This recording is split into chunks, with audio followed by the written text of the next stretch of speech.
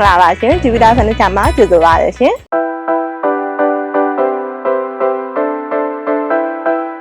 ကျမတို့ကဒီအခန်းကိုဒီဇိုင်းအဖြစ်ဖန်တီးပြုလုပ်ပေးထားပါတယ်အခန်းတစ်ခန်းချင်းရှိတဲ့ function နဲ့ခန်းစားမှု byte ကိုလိုက်ပြီးဒီဇိုင်းတွေကိုမတိမတာကွဲလဲသွားအောင်အနုစိတ်ဖန်တီးပေးထားပါတယ်အထူးသဖြင့်ညနေချက်တွေမှာဆိုလို့ရှိရင်တစ်ချက် byte ကိုအသားပေးပေါ်ဆောင်ထားတယ်အဝိုက်ပုံစံ cut shape လေးတွေကိုလိုအပ်တဲ့နေရာတွေမှာထည့်သွင်းပေးထားပါတယ်။ကိုတို့ရဲ့နိုင်ငံစေးအလားစင်တဲ့အပိုင်းကိုဆိုလည်းအထူးပြုစိုက်ပြီးဒေတာပြုလုပ်ခဲ့ပါတယ်။ဒါအပြင်လက်စစ်ပိုင်းဆိုင်ရာအတွက်လည်း electrical drawing များအပြင်စနစ်တကျသက်ဆိုင်ပေးထားပြီး dining space, master bedroom, single room, dressing room နဲ့ main room တွေဆိုပြီးတော့ပါဝင်လာပါတယ်။နောက်ဘက်ခြမ်းမှာဆိုရင် washing machine cabinet ထားတဲ့နေရာလေးမှာ aluminium tempered glass နဲ့ပြုလုပ်ပေးထားတဲ့ slide window လေးတစ်ခုပတ်ပြပါမယ်။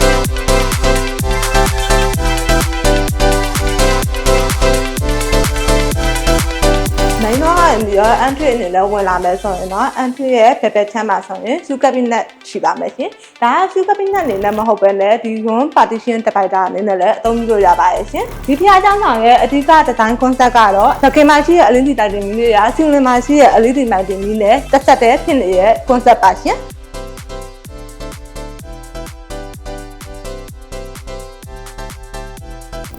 ဖျားကျောင်းဆောင်ရဲ့အရှိတ်ဘက်မှာဆိုရင်တာအုပ်တွေနဲ့အလားစင်ပစ္စည်းလေးတွေကိုထည့်သွင်းပြီးတော့အသုံးပြုလို့ရမယ်။ခိုးချက်ကပ်နက်လေးထည့်ပေးထားပါတယ်ရှင်။ဒီခိုးချက်ကပ်နက်မှာဆိုရင်မှန်တကားကိုမှဒီgoal line လေးတွေအနာကွတ်ထားပြီးတော့ခဲအောင်ဖြော်လေးနဲ့ကျမတို့ရဲ့ခွင်ကာလာအဖြော်လေးနဲ့ပေါင်းဆက်ပြီးတော့အသုံးပြုထားတာဖြစ်ပါတယ်ရှင်။ခိုးချက်ကပ်နက်ရဲ့တစ်ဖက်မှာဆိုရင်တော့ကျမတို့ရဲ့ဒီ living room တစ်ခုလုံးရဲ့အလှကိုပို့ပြီးတော့ခန်းသားတွေရဲ့ TV stand တစ်ခုရှိလာရဲ့ရှင်။ဒီနေရာမှာတော့ကျမတို့ TV stand ချိန်ဖို့ပေါ့နော်။ဒီမှာဆိုရင် TV stand အတွက်မီးခွက်တွေထည့်ပေးထားပါတယ်။တိုင်းဖြစ်မှာဆိုရင်တော့ကျမတို့ဒီရေကတစ်တာထားမယ့်နေရာကိုအလုံးစုံကြပါတော့ cabinet ကြီးတစ်ခုဆောက်ပြီးတော့အပေါ်မှာတော့ storage cabinet တွေရလေးထားပေးထားပါတယ်ရှင်ဒီဘက်ချမ်းကိုကြည့်မယ်ဆိုရင်တော့ဒီဒီဇိုင်းမှာ portion တစ်ခုခွဲပေးထားပါတယ် lower cabinet upper cabinet ပါရှင် upper cabinet မှာတော့ storage area လေးများများဆဆထည့်ပေးထားပါတယ်ရှင်ဒါကတော့ကျမတို့ရဲ့ dry kitchen cabinet လေးပါရှင်ဒါကတော့ single room ကလေးခန်းဖြစ်ပါတယ်ရှင်ဒီ single room ရဲ့ဝင်ချင်းမှာဆိုရင်ကျမတို့ view နဲ့ဒီ open cabinet လေးပါတယ်ဗီဒီယိုကိုမြင်တွေ့ရမှာဖြစ်ပါတယ်ရှင်ဒီခန်းကယောက်ျားလေးခန်းဖြစ်တဲ့ကြောင့်မို့လို့ dressing table ရဲ့လို့တည်တံ့ရင်မလို့အပ်ပဲနဲ့ကျမတို့ကဒီလောင်းမယ်ရာလေးတစ်ခုထည့်ပေးထားရတာဖြစ်ပါတယ်ရှင်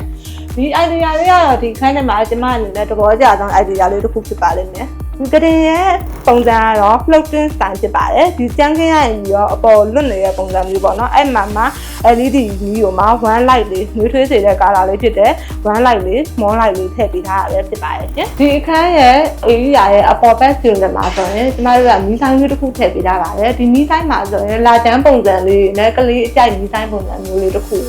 ထည့်သွင်းဒီဇိုင်းပုံဖော်ပေးထားပါတယ်ရှင်ကလေးခန်းဖြစ်တဲ့ single bedroom လေးကိုပြပြီးသွားပြီဖြစ်တဲ့ကြောင့်မို့နောက်ထပ်အခန်းနှစ်ခန်းကိုထပ်ပြီးတော့မိတ်ဆက်ပေးပါမယ်ဒါကတော့ကျမတို့ master bedroom ခန်းမှာဒီခန်းမှာတော့ကတင် dressing table လောက်ပဲပါပြီးတော့ view ပါမှာမဟုတ်ပါဘူးဒီဘက်မှာဆိုရင် dressing room နဲ့လည်းတီးတန်းအခန်းတစ်ခန်းဖွဲ့ပေးထားပါတယ်အခန်းကိုပြောရရင်တော့ portion တစ်ခုဖွဲ့ထားပေးလိုက်တဲ့ပုံစံမျိုးပါရှင်အခုကျမတို့ master bedroom ထဲကိုတစ်ချက်လောက်ဝင်ကြည့်လိုက်ရအောင်ရှင်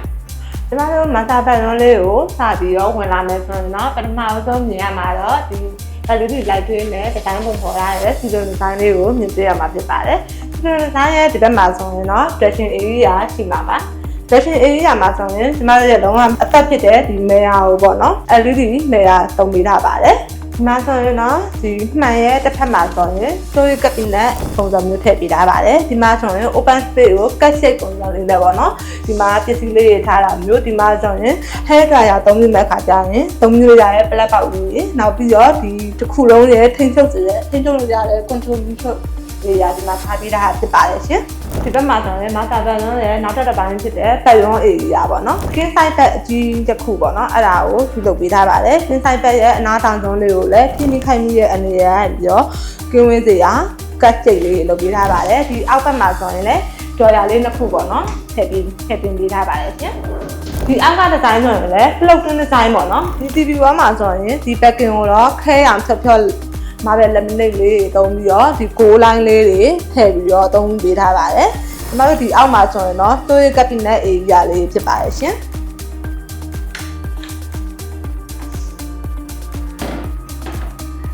ဒ ဒီdressing room မှာဆိုရင် view က2ပိုင်းရှိပါတယ်ဒီဘက်မှာဆိုရင်အမျိုးသား view ဖြစ်ပြီးတော့ဒီဘက်ချမ်းကတော့အမျိုးသမီး shape view ကြီးတစ်ခုလုံးဖြစ်ပါတယ်ရှင်dressing room ရဲ့ပြတင်းပေါက်ကိုတော့ကျမတို့ကဒီတမန်ကိုပေါ့နော် pattern ဆန်းဆန်းလေးနဲ့ပုံဖော်ပြီးတော့လုပ်ပေးထားပါတယ်ရှင်ခုမြင်နေရမှာဒီအနောက်ဘက်ခန်းမှာ slide